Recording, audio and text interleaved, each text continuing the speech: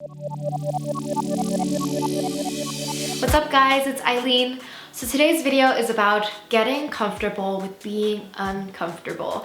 And it's all based on my experience working on my first and new podcast, The Lavendaire Lifestyle. And before I go into the story, I have to say that my podcast is live on iTunes. I'm so excited. So you guys can check it out. The link is in the description. Please listen to it. If you like it, leave a good review. If you don't like it, that's fine too, because I'm still working on myself. I'm working on it. It'll get better in time. Basically, the podcast is a 20-minute segment where I tell a story, a very personal story for the first half of the podcast. And then the second half, I will be giving like life lessons and tips that I've gained from that experience. So it's all about how to become better as a person, how to create your dream life, just how to become everything that you want to be. The first episode that's up right now is about my story of how I got started in YouTube posting singing cover videos in secret. So I was super shy. I didn't tell any of my friends that I sang or even posted videos on YouTube. And eventually people started finding out without me doing it on purpose. So I'm just telling that story, how I've always been really shy and insecure about performing and sharing my talents, and how over many years I had to overcome my fears and insecurities and finally gain confidence to perform live. So there's a lot of good stuff in that lesson, and I mentioned Elizabeth Gilbert, who's one of my favorite writers, and I know a lot of you guys out there are fans of her as well. So give it a listen, let me know what you think, comment below. Now I'm just gonna share my experience creating this podcast, how it was super uncomfortable, and over the past 2 months I really had to grow more comfortable with that uncomfortability. So not sure if you watched my heart-to-heart video that I posted almost 2 months ago where I shared that I started working on a podcast. I recently signed with an agency that's helping me develop my skills as a personality. So like speaking skills, storytelling skills, on-camera skills, writing skills, etc. And they're just working on helping me grow the business side of my brand outside of creating content on YouTube. So they encouraged me to start a podcast because that is like the best way in their eyes to develop your storytelling and speaking skills, which after doing like 8 podcasts so far, it really improved my confidence in speaking. The point is, the idea was not mine to start a podcast. It was totally that agency's idea, and I was willing to do it. I'm always willing to try something new, and I just never dove into that world of podcasts. I didn't know how huge it was. Now I know that it's a whole platform on its own, and so many people get successful from having podcasts. And I noticed the trend that a lot of YouTubers are starting podcasts as well, so there's something in there. So for this podcast, I actually worked with a media trainer who coached me on Skype sessions every week on what I can talk about, how to deliver my story, how to format the podcast, all of those details. And it really is my coach, Janny, who forced me to get out of my comfort zone, because for me, I think I was comfortable with creating videos on YouTube. I was comfortable sharing like this amount, just like this amount with my life, the part that's inspirational, the part that I like. And she pushed me to share like everything, like go deep, go scary, go emotional. And that was so scary for me, especially in the beginning. So I think my first couple topics, she went easy on me and I kind of like warmed up. And then I think the third and the fourth podcast, she was like, all right, I want you to go like really dark. I want you to dig deep into your childhood, like fears and failures and all of that sadness, which I actually was a pretty sad child. You guys probably don't know that. And it was just like a new experience. Like literally, I remember the night before I had to deliver my podcast, like for those emotional ones, I was crying. I was writing my notes and crying. I was like, how am I gonna deliver this podcast without bursting into tears?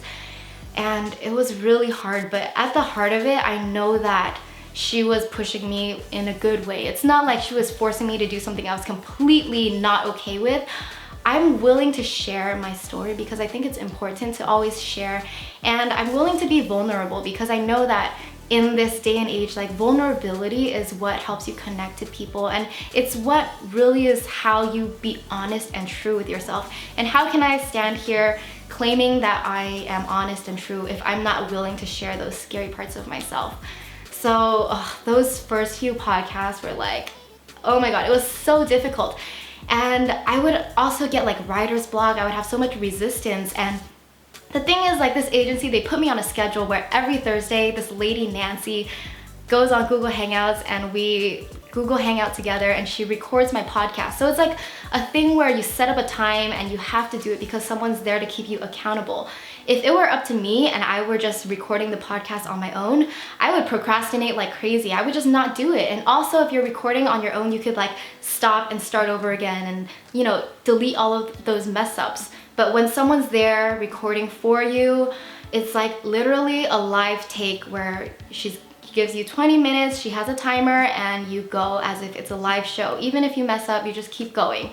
So that's something that I had to learn and deal with, just doing something in a live format, because I'm so used to messing up all the time on camera and being okay with it because I could always edit it out. I mean, with the podcast, I think we are doing a little bit of editing, but when we record, most of it is like, it's just one take. I'm not doing multiple takes. So all of that is like new experiences for me. I noticed that I was super uncomfortable, but I did it. You know, at the end of the day, like, step one is like showing up. You have to show up. One time I almost did not show up. Like, I was supposed to deliver a podcast on Thursday, and Wednesday night I was like, oh my God, I don't know what I'm gonna talk about. Like, I don't have my content.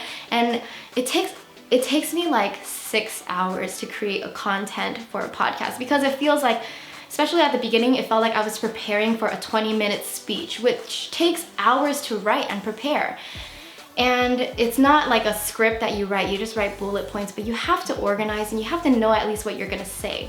Anyway, that Wednesday night, I did not know what to say. And then Thursday morning, I was like, shit, like, I have to write something.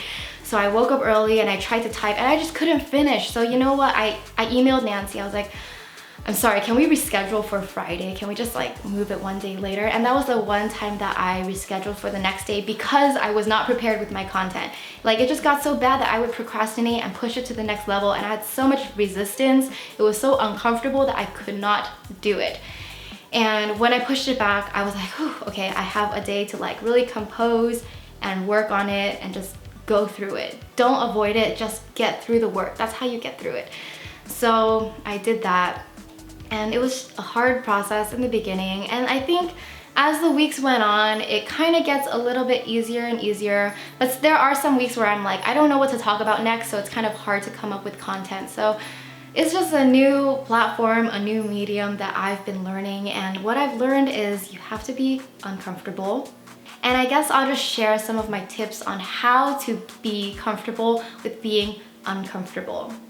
I mean, step one was show up. You have to just show up to that uncomfortable experience, because it's so easy to just hide and avoid it, like push it away.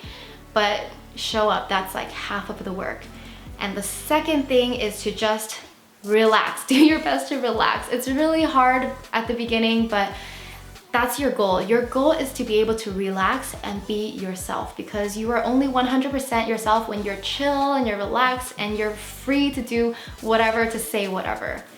And the next tip is to just do the work. Literally just do it, just start it, just start taking action, because action is the only way you're gonna like get through that obstacle. Like, your fears are so scary, but you can't go around them, you can't avoid them. The only way through your fears is like directly through them, because that's how you get that full experience and you conquer that. And once you can like show up, what was the second one? Oh, show up, relax, and then take action to do the work and just get through that fear. That journey is gonna be uncomfortable and annoying and frustrating, but you're gonna grow so much. You're just gonna like blossom and just become more confident as a person, and you're gonna be able to tackle the next obstacle, the next big thing. So I think that's what I'm learning about getting uncomfortable, putting myself out there. You can't be afraid to look dumb, you just have to do it. And if it sucks, if you mess up, that's okay, because you just keep getting through that. You just keep moving forward. Keep moving forward, keep going through. Whatever's behind you is just in the past. Don't look back, don't regret anything, just keep going. And that's how you get comfortable with being uncomfortable.